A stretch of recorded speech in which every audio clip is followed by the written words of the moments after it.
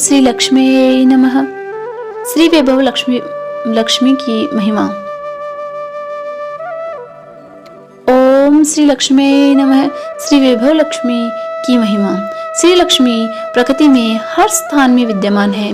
उनमें ज्ञान, वैभव, सुख, शांति, समृद्धि, ऐश्वर्य आदि गुण समाहित है। श्री वैभव लक्ष्मी की जो भी भक्ति भावना से आराधना करता है वहाँ राजसी, ठाट बाट और ऐश्वर्य स्वतः ही आ जाता है।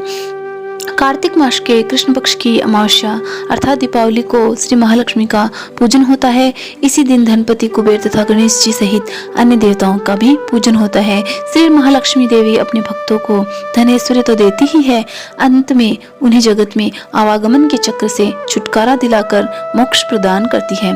श्री महालक्ष्मी माँ के अनेक रूपों को निम्न 8 भागों में विशेष रूप से ध्यान करना चाहिए। श्री धन लक्ष्मी माँ, श्री गज लक्ष्मी माँ, श्री ऐश्वर्य लक्ष्मी माँ, श्री आदि लक्ष्मी माँ, श्री धान्य लक्ष्मी माँ, श्री वीर लक्ष्मी माँ, श्री विजय लक्ष्मी माँ, श्री संतान लक्ष्मी माँ।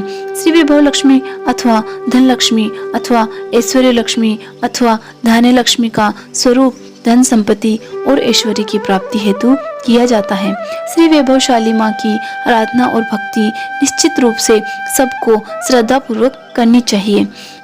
श्री वैभव लक्ष्मी माँ के व्रत की प्रारंभ करने से पहले नियम। श्री वैभव लक्ष्मी व्रत शीघ्र ही मनवांछित फल देने वाला है। इस व्रत में 11, 21, 51 व्रत का संकल्प लिया जाता है। जितने व्रत का संकल्प लिया होता है वह जरूर पूरा करना चाहिए। अगर संकल्प अवधि में मनोकामना पूरी नहीं हुई तो व्रतों की संख्या बढ़ा देनी चाहिए। 11 या 11 की अवधि में व्रत बढ़ाने का रहना सर्वोत्तम है। चिंतन, भजन, स्तवन, श्रद्धा, भक्ति के साथ व्रत करने पर फल अवश्य मिलता है। व्रत अपनी इच्छा से एवं श्रद्धा पूर्वक करना चाहिए। व्रत निस्वार्थ भाव से करना चाहिए, फल प्राप्त होता है। श्री वैभव लक्ष्मी व्रत शुरू करने से सामान्य नियम इस प्रकार है। श्री वैभव लक्ष्मी व्रत का जो व्रत है वो शुक्ल पक्ष के शुक्रवार को ही प्रारंभ कर देना चाहिए। इस व्रत को सौभाग्यवती स्त्रियां, दोनों पति पत्नी और मनोवांछित जीवन साथी पाने के लिए, कन्या व लड़का रोजगार पाने के लिए नवयुवक कर सकते हैं। यदि किसी कारणवश शुक्रवार को व्रत नहीं रख सके, कहीं बाहर जाना हो या स्त्री रजस्वला हो तो वह शुक्रवार छोड़कर अगले शुक्रवार को व्रत कर सकती है। व्रत के दिनों में क्रोध, छल कपट, झूठ बोलना, काम वासना आदि कार्यों को छोड़ देना चाहिए। व्रत के संकल्प की अवधि में अपने मन में श्रद्धा व भक्ति रखते हुए व्रत करना चाहिए। श्री वैभव लक्ष्मी व्रत करने की विधि। शुक्रवार व्रत के दिन प्रातः काल शौच और स्नान आदि से निवृत्त होकर साफ धुले हुए वस्त्र पहनने चाहिए। किसी शुद्ध आसन पर पूर्व दिशा की ओर मुख करके बैठे और व्रत का संकल्प ले। संकल्प लेने के पश्चात मन में श्री वैभव लक्ष्मी को आमंत्रित करें। माँ लक्ष्मी के 8 स्वरूपों को श्रद्धा पूर्वक प्रणाम करके उनसे आशीर्वाद मांगे। सभी माँ लक्ष्मी के धन स्वरूपों से घर में सुख, शांति, ऐश्वर्य, संतान एवं भक्ति मांगे। प्रातः काल इस प्रकार संकल्प लेने के बाद पूरे दिन मन ही मन माँ वैभव लक्ष्मी का स्मरण करें।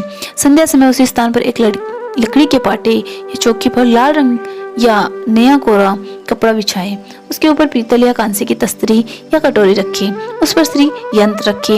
यंत्र में प्राण प्रतिष्ठित पीतल का हो तो अच्छा हो और किताब से बना हुआ यंत्र ही ठीक रहेगा। उस तस्तरी या कटोरी में सोने या चांदी का आभूषण रखे। अगर आभूषण उपलब्ध ना हो तो सिक्की शुद्ध जल से धोने के बाद रख ले। श्री यंत्र की पूजा के लिए लाल रंग का पुष्प, गुलाब या गुड़हल, रोली, चावल, अगरबत्ती, धूपबत्ती, शुद्ध जल व बताशे रख लेने चाहिए। माँ वैभव लक्ष्मी व्रत के चित्र पर भी शुद्ध जल का छिंटा, रोली, चावल एवं लाल पुष्प चढ़ाने चाहिए। धूप अगरबत्ती चारों ओर घुमानी चाहिए। पूजन करने के बाद 5 बताशों का भोग लगाना चाहिए। फल और लड्डू आदि का सामर्थ्य अनुसार भोग लगाना चाहिए। पंचामृत का भोग लगाना चाहिए। भोग लगाने के बाद श्री वैभव लक्ष्मी माँ की कथा को श्रद्धा व भक्ति भाव से पढ़नी और सुननी चाहिए। माँ वैभव लक्ष्मी व्रत की कथा आगे दी हुई है।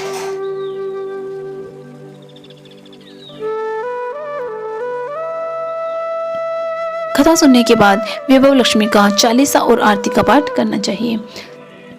आरती करके भोग का प्रसाद उपस्थित भक्तों में बांट देना चाहिए। माँ वैभव लक्ष्मी व्रत की पूजा समाप्ति के बाद पात्र में रखे आभूषण को सुरक्षित रख देना चाहिए। अगले शुक्रवार को फिर आभूषण शुद्ध जल से धोकर पूजा करनी चाहिए। पूजा के लिए कोई दूसरा आभूषण भी ले सकते हैं। पूजा के बाद श्री यंत्र को भी किसी सुरक्षित स्थान पर रख देना चाहिए। यदि संभव हो तो संपूर्ण चौकिया पाटे को उठाकर पूजा के स्थान पर रख देना चाहिए। माँ विभलक्ष्मी व्रत श्री यंत्र को शुद्ध जल से छिंटा देने के बाद बचे हुए जल को पूरे घर में श्री महालक्ष्मी माता की जय बोलते हुए छिंटा कर देना चाहिए और तुलसी के पौधों में दे देना चाहिए। पूजन में प्रयुक्त किए गए पुष्प, रोली, चावल, धूपबत्ती, अगरबत्ती के अवशेषों को किसी नदी या तालाब में विसर्जित कर देना चाहिए। अगर उपलब्ध न हो तो किसी पेड़ पौधे में अर्पित कर देनी चाहिए। माँ विभलक्ष्मी लाल कमल और लाल पुष्प से बहुत प्रसन्न होती है, अतः ना मिले तो लाल पुष्प से पूजा करनी चाहिए, अन्यथा कमल पुष्प या गुलाब पुष्प से पूजा करनी चाहिए। माँ लक्ष्मी की पूजा में घंटा नहीं बजाते।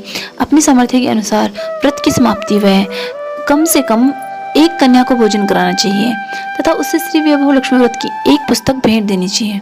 और अगर ऐसा भी संभव न हो तो उद्यापन के दिन जरूर करना चाहिए। आपके जितने शुक्रवार के व्रत को संकल्प लिया है उतने व्रत को पूर्ण होने पर शुक्रवार को व्रत व उद्यापन कर लेना चाहिए। बोलो लक्ष्मी माता की जय।